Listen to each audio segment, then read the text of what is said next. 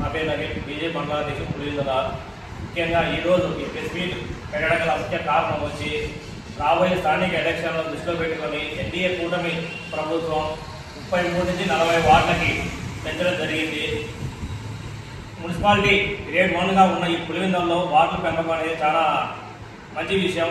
కానీ ఈ విషయాన్ని కూడా జీర్ణించుకోకుండా వైసీపీ ప్రభుత్వం హైకోర్టుకు వెళ్ళి మున్సిపాలిటీకి నోటీస్ ఇవ్వడం జరిగినది. వైసీపీ కంచుకోటగా పులివెందులు చెప్పుకుంటూ ఎన్నో ఏళ్ల నుంచి జరుగుతున్న రాజకీయం ఇంతవరకు నేను చూడగా ఎటువంటి మున్సిపాలిటీ ఎలక్షన్లు కానీ వార్డు ఎలక్షన్లు కానీ జరిగింది లేదు. వాళ్ళ స్వతహాగా సొంత నిర్ణయాలు, సొంత కౌన్సిలర్ని నియమించుకుంటూ ఇన్నేళ్ళు రాజకీయం కొనసాగిస్తూ వచ్చినారు వాళ్ళు. కానీ ఈరోజు ఎన్డీఏ ప్రభుత్వం తర్వాత ప్రజల నిర్ణయమే ముఖ్యమైన భావించి ఎలక్షన్ జరిపించి ప్రజల నిర్ణయాన్ని స్వాగతిస్తూ ఎలక్షన్ జరిపించే దిశగా ఎన్డీఏ ప్రభుత్వం ముందుకు సాగుతుంది.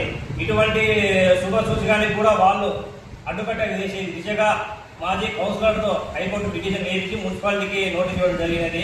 ఎలక్షన్ అంటే ఎందుకు అంత భయపడుతున్నారు? ప్రజలకి గౌరవించి మీరు ఎలక్షన్ ముందుకు వస్తే ప్రజలనే ఎవరు ఉండాలి, ఎవరు ఉండకూడదని వాళ్ళు నిర్ణయిస్తారు. ఇంతవరకు పులివెందుల వార్డులలో ఎవరు కౌన్సిలర్ ఉండాలని కూడా వైసీపీ ప్రభుత్వం ఎవరికి తెలియదు. అంతే కారణంగా వాళ్ళంతా వాళ్ళ రాజకీయాలు సొంతంగా చేసుకుంటున్నారు. ఈ రోజు ఎవరు వార్డులో ఉంటారో వార్డు సమస్యలు తీర్చే దిశగా ఎలక్షన్లు జరిగిన తర్వాత ప్రజలే వాళ్ళని ఎన్నుకుంటారు.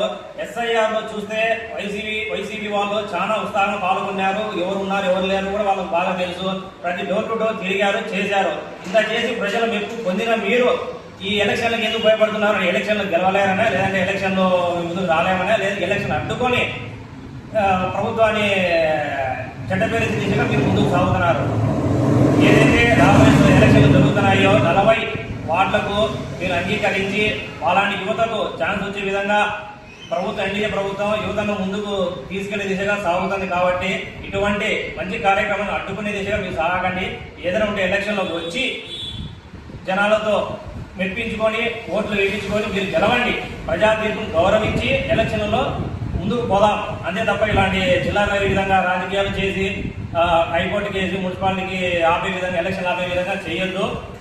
ఇది మన అభివృద్ధికి ముందుకు సాగే దిశగా గ్రేడ్ 1 మున్సిపాలిటీలో ఉన్నాం కాబట్టి మనందరం ముందుకు సాగుదాం. ఏం వార్డు పెంచడం వల్ల వచ్చే నష్టమేం లేదు. మహా అంటే ఆ పక్క సందు ఈ పక్క సందులు మాత్రం మాట్లాడి కూతురు ఓటేసే విధంగా వాడతారు అంతే. అంతకుమించి ఏముండదు. ఏదైనా సరే ఎలక్షన్లకు రండి. ఎలక్షన్ ప్రజా తీర్పు స్వాగతిద్దాం. ప్రజలే నిర్ణయిస్తారు ఎవరు ఉండాలి ఎవరు ఉండకూడదు అనేది. వాళ్ళకి గౌరవం ఇచ్చి ఎలక్షన్ జరిపిద్దాం. కూటమి ధర్మం అయితే ఇదే, వైసీపీ ధర్మం అయితే ఎలక్షన్ ఆపాలి, రౌడీ రాజకీయం చేయాలనే దిశగా వాళ్ళు పోతున్నారు. మీ ఎన్ని చేసినా కూడా ఎలక్షన్లు ఆగవు. 40 వార్డుల్లో ఖచ్చితంగా పోటీ చేస్తాం. ఎన్డీఏ ప్రభుత్వం ఖచ్చితంగా గెలిచి తీరుతుంది.